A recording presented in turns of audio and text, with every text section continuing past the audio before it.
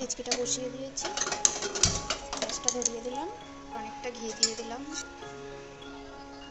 দিলাম গোটা গরম মশলা, দুটো তেজপাতা, শুকনো কিশমিশ, খানিকটা আদা বাটা। এবার এটাকে একটু ভালো করে নাড়াচাড়া করে নিই।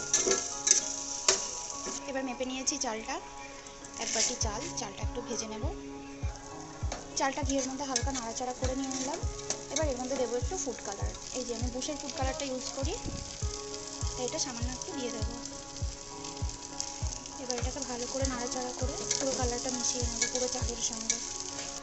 যেহেতু আমি 1 বাটি চাল নিয়েছিলাম, তাই আমি সেই মাপেরই 1 বাটি হিসাবে গরম জল দিয়ে দেবো। এটুকু জল আমি এক্সট্রা দেবো। আর জলটা দেওয়ার পর আমি আন্দাজ মতো নুন দিয়ে একটুখানি মিলিয়ে দেবো।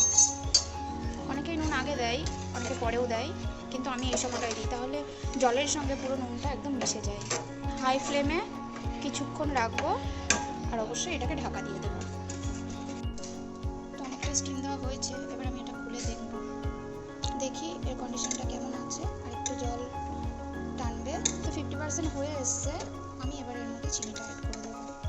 খুব বেশি চিনি ভালো লাগে না, তাই হালকা মিষ্টি হবে সেরকম একটা চিনি আমি এখানে অ্যাড করছি, করে এটাকে পুরো মিলিয়ে দেবো। চিনিটা মেশানো হয়ে গেছে, উপর দিয়ে আমি একটু আদা বাটা দিয়ে দিচ্ছি, আর দেবো আর একটু ঘি।